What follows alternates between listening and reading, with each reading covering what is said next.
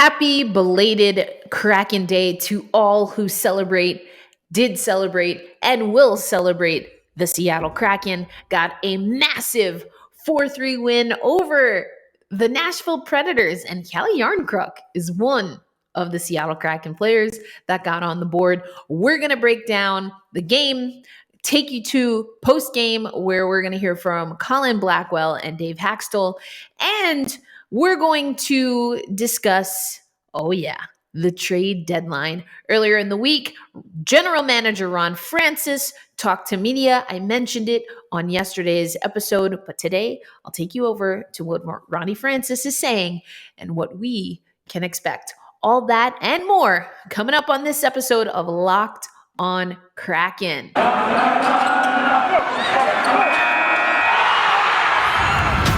You are Locked on Kraken, your daily podcast on the Seattle Kraken, part of the Locked On Podcast Network, your team every day. We are the Seattle Kraken.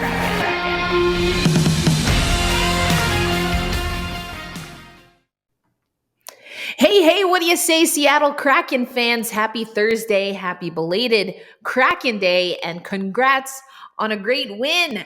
7-game skid ended yesterday as the Seattle Kraken get the 4-3 win over the Nashville Predators. That's their last home game for a little bit of time. We've got 5 games on the road, so it was a really good win for the Seattle Kraken team to get. Now, I know I had Ann Kimmel on the show yesterday. I know I tell you every episode to hold fast and stay true. I got to take my own advice because I wasn't sure if the Kraken were going to pull it off, but there were a few things that were mentioned on the broadcast that I absolutely loved. Making some adjustments, especially to special teams, and changing the mentality on the penalty kill to be a little bit more aggressive. So we're going to break that down because we did see that come to fruition. He said yesterday was a momentous occasion. Not only was it a Seattle Kraken game day, not only was it a Seattle Kraken win day, but it was actually Kraken Day in Seattle. It was fantastic. If you check out the YouTube page, you can see the mayor reading the proclamation as part of the festivities for Kraken Day yesterday. It was also Ron Francis's birthday. There was a lot going on. I should have known that the odds were in our favor. That's on me, fam. That's on me. I didn't pick the Kraken to beat Nashville. That's on me. But here's a special tribute video for Kraken Day. This is a big deal. Huge. Massive. The Seattle Kraken. Look at all the people that are here. Kick down the NHL's door. You are ready for NHL hockey. I said, are you guys ready? So with the first pick, Your call has been forwarded. we're going with the boy Calle though. I see you guys are all laughing at my headshot. I saw a ghost, so that's the story I'm going with, and I'm sticking with that one all the way. Right here is where so many kids are going to learn to love the game, learn to play the game. This is why we do this. This is so cool. And what a great opportunity that is for our community. Seattle, it's time to release the Kraken. Right in for a chance. He scored the first hat trick in Seattle Kraken history. Let's go Kraken! To Colin Blackwell, who had the game-winning goal and got fired up in a way I haven't seen many Seattle Kraken players get fired up in quite some time. Here's Colin Blackwell talking about the win, and in particular talking about him and Yanni Gourde connecting. Hey, Colin, you've had some, in general, there's been some memorable moments this season. I'm just wondering where that one stacks up for you. Yeah, I mean, that one felt good. Just a team that I used to play for. Those ones always feel good when you feel like, maybe they may have given up on you or something along those lines. So scoring against them, and it was a big goal, kind of shorthanded goal. Kind of late in the period. That one definitely sticks out there for this year, and felt really good. And I thought we just had a heck of a team win tonight. Everybody played really well from top to bottom, goaltending, D, forwards, and when we play like that, we're hard to beat. So. And you've stuck together for quite a while now with Appleton and Gord. I'm just wondering what you can say about your experiences playing with them. And I mean, Gord obviously helped create that goal for you. Just what has it meant to play with those two guys? Yeah, I mean, Gordo and Apps, I got nothing but good things to say about them. They're, really straight line, hardworking players. And, I thought we've had some pretty good chemistry together. We've been with each other in and out throughout the course of the year. And, I got some chemistry going with Gordo on the PK, and that moves on into 5-on-5 play. And, I think the three of us just, we complement each other pretty well. And, we have some good chemistry on and off the ice, and that's kind of hard to find sometimes. So, Gordo works his tail off, and so does Appy, and we kind of just been finding each other. And I feel like over the last several games we've had a ton of opportunities, especially in that San Jose game. It just didn't really fall for us. So it was nice to get a couple of good ones there tonight and just kind of continue to build off that. Curtis. Yeah, Colin, I know you guys pride yourself on your effort and whatnot, but with your shorthanded goal, the other shorthanded chances you guys had, whether it was Morgan's offensive zone pressure ahead of Callie's goal, it seemed like this was one of those top-tier efforts for you guys on that front tonight. No, absolutely. I mean, it starts with Driegs. Driegs did a great job tonight, and our D were doing a good job of boxing those guys out. And, they got a very potent power play. And for us, we kind of switched it up recently to be very aggressive. And, I think we've been doing a good job at that. Anytime you can frustrate their top guys and kind of put a lot of pressure on them and make it hard for them, it's is very beneficial for us, and it makes for a long night for them. And I think they were able to get one kind of through traffic and stuff tonight. But I thought overall we did a good job. And over the last 5 games since we kind of switched it up, we've been putting a lot of pressure on teams. I'm going to take a minute to send you to Colin Blackwell. He was asked by the amazing Ryan S. Clark about a special tribute that the Seattle Kraken did. So we're going to talk about that. And then I will also share with you something a little bit more uplifting, the Kraken Day video. I added captions, so hopefully we can make it more inclusive. But I am going to be talking about what's happening between Russia and the Ukraine. And so I just want to give you that as just to be upfront and frank and transparent. That is what we're going to talk about next. But the Seattle Kraken, in a really great and classy move, had a singer come and sing the Ukrainian National Anthem. So I'm going to show you that video, and you'll hear the singer. It's Roman Vashuk. I hope I'm saying that right, but Jeff Baker has a really compelling story about Roman and being stuck in Seattle. Just really, really heartwarming stuff. And for those who follow me on social media, I've been very critical of how the greater hockey community, the greater sports community, even we're seeing video games make statements and do things that I think are a little bit outside of what meets the mark, and quite honestly, punishing people that are Russian born for things that they don't have any control over. That being said, this move by the Seattle Kraken I found extremely classy and heartwarming, and really getting to the heart of uplifting humanity. So in the show notes, check out Jeff Baker's article for the Seattle Times, and here is Colin Blackwell being asked about the presentation of the Ukrainian National Anthem by Ryan S. Clark. What was it like for all of you on the bench to see the Ukrainian National Anthem get performed, given the circumstances, especially with everything going on in the world?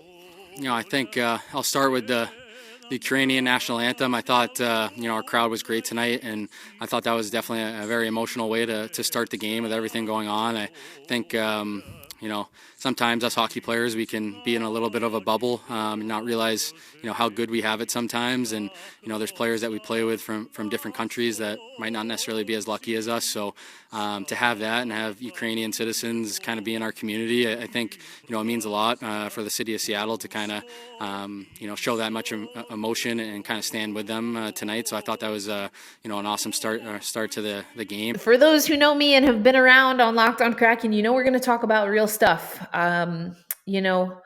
I am never going to shy away from that, even when there's discomfort, or I have discomfort, or I'm unaware. We have to be honest about what we know, what we don't know, and what we care about. And so now let's do a quick summary before we get into the next segment. But the Seattle Kraken were behind in this game. The Nashville Predators scored in the first period. It was Philip Tomasino who got his 8th goal of the season, and Josie got his 100th point. He was able to assist on Tomasino's goal and also Duchesne's first goal. Matt Duchesne would score the 3rd goal for the Nashville Predators, setting Colin Blackwell up to get the game-winning goal. But, shots on goal for the Seattle Kraken, 31. For the Predators, 22. Face-offs, highly in favor of the Predators. The Seattle Kraken, they didn't have any power play opportunities, and they were successful 2 out of 3 times on the penalty kill. We also are going to talk about it because Colin Blackwell, his goal was a shorthanded goal. So we heard from Colin Blackwell just now. A stat, though, that I really liked, 2 things. One is that the Seattle Kraken in the second frame scored 3 of their 4 goals, and they scored them within, roughly 2 minutes of each other. You had the Wenberg goal, which, oh gosh, so beautiful. Wenberg goal at 7:23. Then you had Calle Järnkrok scoring on his former team. We talked about him maybe being up for a trade. He scored at 8:58. And then you had Yanni Gourde from who but Blackwell and Vince Dunn at 10:02. Really love the passing on all of those goals in the second frame, great puck movement. You're starting to see the guys just really pull it all together. Eberle to Järnkrok, just such great ice vision. And then Colin Blackwell was a gritty, grindy goal. He's whack-a-mole, right in front of net, and finally gets that goal. Got it at 3:19 in the 3rd period. And the second stat that I said I liked, so I liked that we scored so many goals consecutive, but shots in the 3rd period. I said that the Seattle Kraken led in shots, but it was 15-3. 15 shots in favor of the Seattle Kraken to only 3. Hello, that's not 3. Only 3 shots on goal for the Predators. That's the kind of defense. That's the kind of puck possession. That's the kind of grind and grit that this Seattle Kraken team has the potential for, but has not lived up to that teenager mentality that I always talk about. So coming up next, let's get into what that means for free agency. I'm going to take you over to the belated birthday boy, Ron Francis, also known as the general manager of the Seattle Kraken. And we're going to hear him talk about some of the things that he's thinking about, which is basically just, spoiler alert, everything. Now, football might be over for the season, but basketball and, of course, hockey are in full swing. From the latest odds, totals, player performance, props, and even where the next fired head coach is going, BetOnline.net is the number 1 spot for your sports betting needs. BetOnline remains the best spot for all of your sports scores, your podcasts, and your news all throughout the season. And, of course, it's not just basketball. We're talking hockey, baby. We've got boxing, UFC, and even Olympic, and, hopefully they got Paralympic numbers as well. So head to the website today. You can use your mobile device, your desktop, your laptop, whatever you got, to learn more about the trends and action. Bet online, where the game starts. Thank you, as always, for making a Locked On Kraken your first listen of the day. Now that you've listened to us, of course, it's time to head over to Locked On Now. That's where you will get quick hits from all of the Locked On NHL hosts when it comes to post-game reactions, big-time news, trade deadline. We got you covered on one single podcast, and that, of course, is the Locked On Now. It gives you nightly recaps, analysis from our local experts, and just like everything else on the Locked On Network, it's free and available wherever you get your podcast. So, all right, on Locked On Kraken, what we're going to be talking about is the trade deadline, but let me take you straight to the source. I liked on the broadcast, they talked about Ronnie Francis giving a State of the Union or a State of the Seattle Kraken, which is apropos, as some of you know, I was a political science major, and we actually had a State of the Union for the United States. Joseph Biden, President of the United States, addressed the country, and General Manager of the Seattle Kraken addressed the media. And so I'm bringing that to you in part on Locked On Kraken. Let's hear what Ronnie and his team are thinking about when it comes to free agency. No, I think you have to be open for anybody, but I think you identify the guys that you want to kind of be a part of your core moving forward, and it's going to take a significant piece to change that direction. So, but that's, I think, with any team, you look at your team. Everybody uses Gretzky can get traded, anybody can get traded. So, I think that's something you're constantly looking at, and if something there makes sense that makes your organization better, short term and long term, you have to consider all options. Absolutely, yeah. No, we have the cap space, and our owners are willing to spend the money. So, made that well known to all the GMs that if they need a third party broker, or if there's a deal, a contract they need to move that makes sense, that we're open for business in that angle as well. And our owners have said from day one, we have the green light to spend to the cap. So as we get into the free agent market this summer, there's always the risk that you don't get the guy you want, or somebody else wants to play for some other reason, whether he's from that market originally or something else. But our plan is certainly to be aggressive again in free agency this summer. Two-part question. One, I've said I've had the conversation with Gio. I haven't really had conversations with other players at this point. That may change as we get closer to the deadline, but at this point I haven't.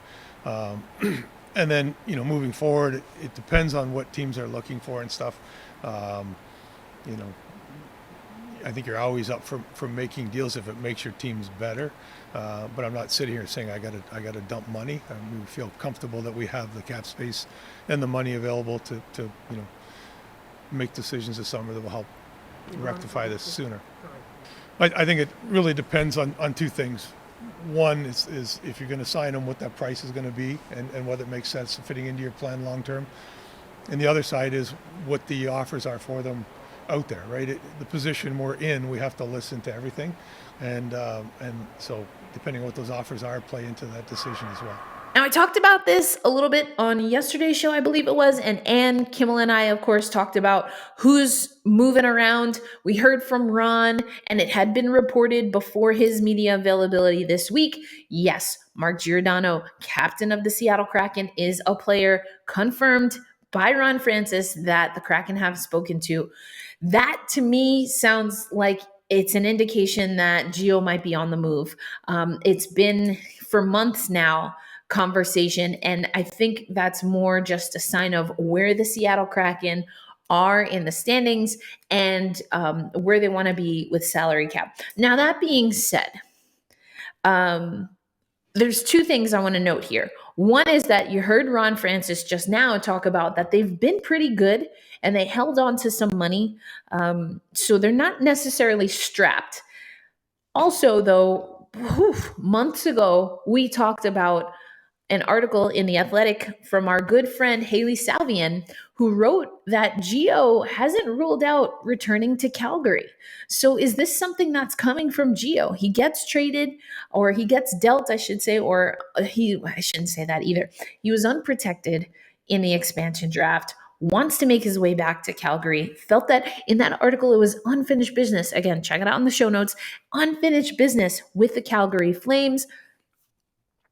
It sounds like this will be, what I appreciate is if Gio does get traded, whether to Calgary or elsewhere, he has been in conversation. We've heard reports that people like Marc-Andre Fleury and other people have been traded and not really been given the respect that I would say, not been given the respect to kind of know where they're going. Doesn't seem like that's the case with Mark Giordano. So you got to think his contract is definitely in play. That would mean, of course, we lose our captain. I talked about it. The optics, from an emotional standpoint are not great. But if you're looking at the numbers, if you're looking at really building up and making room for younger talent and thus smaller contracts, that might be what you want to do. Ron Francis also talked a lot about, and we talked about this with Allison Lucan. I feel like I mentioned it earlier this week on the podcast, but Allison Lucan and I, before the team even hit the ice and was established, talked about the staggered approach, right? That the Seattle Kraken are going to have. They can't have everything in the first season. They can't have it all in the second season. That being said, I don't know that the Seattle Kraken were quite prepared to see what they saw this season. Actually, let me take you back to Ronnie Francis, where he's talking about an overview and an assessment of the team. Again, it's going to sound like excuses, but the lineup we thought we'd play with this year, we played with for just over 2 periods, and that's not going to change with Tanev being done for the year. We had to cancel team events early, which helps get our guys together. We had to cancel practices because of situations where somebody tests positive. So you didn't get the time to do certain things. And it's tough to get a group that doesn't know each other together, to learn a new system, to learn each other and feel comfortable. I thought we were really starting to show great signs of that coming together leading up to the All-Star break. We've kind of struggled since then a bit, getting back to that level where we were at. But, this has not been, kind of almost a fair thing to assess and evaluate based on what's happened early in the season and this season. So, we still think their coaching staff is working hard and doing a good job, and we'll continue to back them moving forward. Go back to what I said at the start of the season. I felt we had a group that could be competitive, right? We thought our goaltending was really good. We thought our defense was good, and we thought we'd struggle to score goals. And it's been a kind of a combination. The goaltending struggled early, then it looked like it got on track, and it's been kind of up and down lately. Our defense, for the most part, has been pretty solid. And sometimes we've seen we can score goals. Other times we've seen like we struggle. So, our special teams haven't been as great maybe as we need them to be over that hump. But, I think there's still a lot of positives. I still think we have some real good core pieces. And if we can add to them and continue to develop our prospects to fit into that lineup moving forward, then I think our future is still really bright. And if you look at the history of expansion teams, there's more cases like ours than like Vegas, right? Vegas, I think the day I got the GM job, I think I said that day you want to be the second GM in Seattle, not the first. And that's the reason why. It's hard to do this, and nobody's had to do it under, sort of a pandemic the last couple of years either. And build a brand new rink and build a practice facility. And now we're building a facility in Palm Springs that's going to be outstanding. So our facilities are good. Certainly appreciate the fans. The ones that come to the rink have been, very supportive in some tough times, and our guys appreciate that, and they continue to battle and work hard, and we're going to get this right as we move forward, and it's going to be a fun journey when we get there to say, hey, I was there when this happened, and now look where we are, and that's what our goal is, to improve and get better every day. Ron talked about goaltending. I talk about goaltending. He talked about defense. He talked about offense. I'm not sure that defense has been solid. That's probably where I disagree and diverge from what Ronnie said. Offensively, I think he's absolutely right. We weren't expecting much. Then we got some stuff. I talked about it on Tuesday's show, I guess, talking about players like Ryan Donato, or even when I spoke yesterday with Ann Kimmel. You've got a lot of players on the Seattle Kraken team that are on pace to outperform their productivity numbers from last season. Now, last season was very different. This season, also very unique. Ron Francis talked a lot about that. That being said, there's still a lot of pieces. And Ron said that too. He said, we need a lot of things. So they have to listen to everything. Being a broker, looking at free agency, I think they're really going to look to maybe even grab some contracts of players that maybe are not the perfect fit right now for the Seattle Kraken. But Ron said it. We're going to look at players and also look at what the interest is, gauge what the interest is around the league. Ron Francis wants to make moves at the trade deadline and in free agency that he wasn't able to do for the expansion draft. I think that's been very well documented. He's been very consistent with that. So what does that mean? I think it means anything and all things. He's also talked about knowing that he's going to get a pretty high draft pick once again. Matty Beniers. We're going to talk about Matty Beniers and the Wolverines tomorrow as they get ready for some NCAA postseason. But he talked about Matty Beniers, knowing that they're probably going to get another pick. How do you work those top picks in? And he also said it's a different time. It's a different time. You got to really work with these young kids.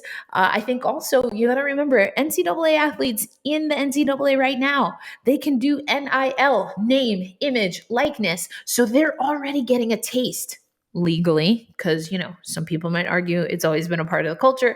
I'm not here. That's not this podcast. We're not going to do that.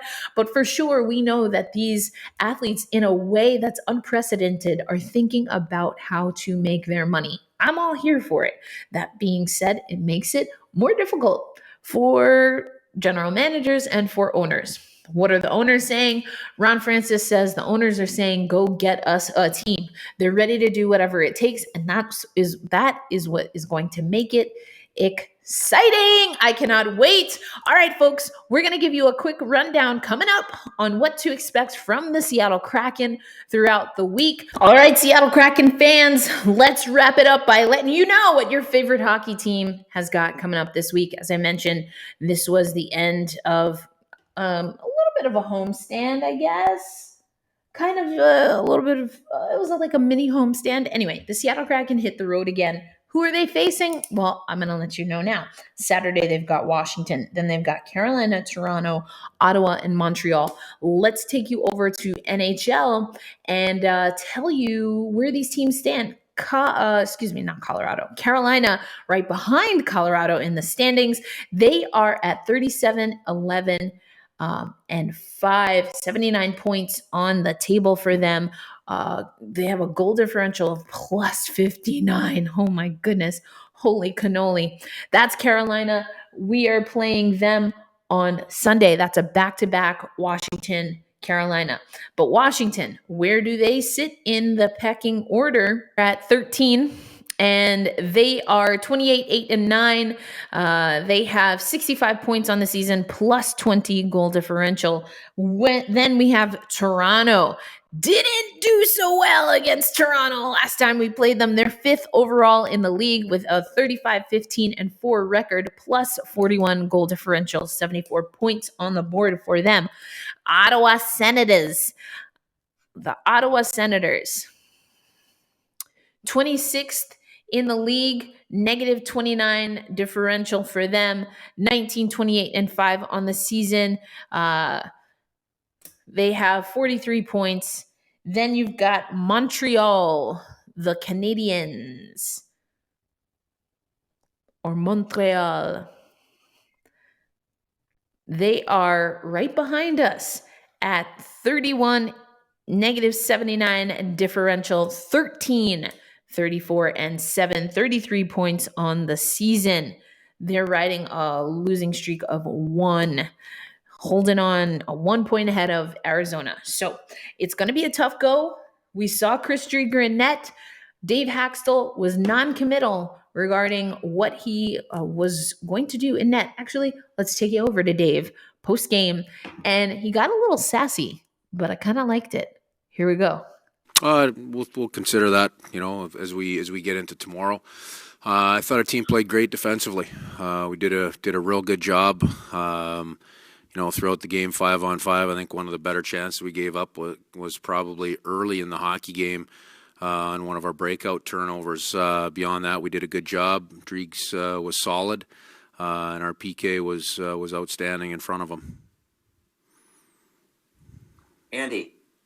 Hey, Dave, pretty resilient win. With the ways things have been going for your team, you get down 2-0. It could have been pretty easy to pack it in, but what does it say about the way your team never gives up and keeps battling to come back like that? I don't think our team has packed it in one time this year. You saw, for those who are watching on YouTube, and I highly recommend, even if you usually listen on audio, that you go check this out. But Dave's face when he was asked if it would have been, quote, easy to pack it in. All he had to say to that question was, I don't think we've packed it in one time this season. You know what, Davey? I like it. I like the sauce. I like the flavor. I like the spice. You dang right. Now, I keep it real. I didn't know if the Seattle Kraken was going to win that game. I've owned it, fam. I own it. Hold fast, stay true, always. But sometimes you also got to keep it real, right? The numbers were not in our favor, but I love that Dave was like, listen, we're not playing this game. We're not doing that. Not today, not now, not tomorrow, not ever. So I love that from him. He talked about the PK.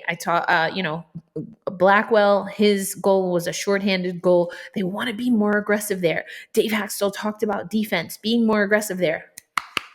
Yes.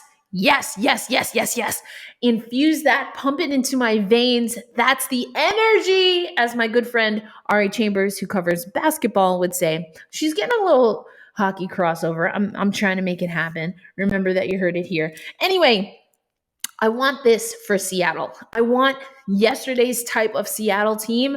That's what we need more of. I want freaking Colin Blackwell fired up. I want Ryan Donato level. Well, first of all, I want Ryan Donato on this team. Don't play with me, trade deadline. I want Ryan Donato on this team. I know. You're not supposed to have favorites, but I kind of have favorites because Ryan Donato, Colin Blackwell, how he got fired up is the kind of personality and persona that I think this Seattle Kraken team needs. Then you bring in the cool, calm, collected Matty Beniers or Eberle, or even like a Schwartzy, but they get it done. They talk to their teammates. They're encouraging, inspiring, and they also keep it real. That's who I see when I see Seattle Kraken, like the prototype. So that's what I want. I want more of it. 5 games on the road, folks. We're going to have you covered. Tomorrow, we're going to talk more about Matty Beniers. We're going to talk a little bit more about Ron Francis and how he's going to handle draft picks. Is he going to take draft picks at the trade deadline, free agency, all that stuff? So hold fast. Stay true. Keep me accountable for doing both of those things. And I'll see you tomorrow. Let's go Kraken.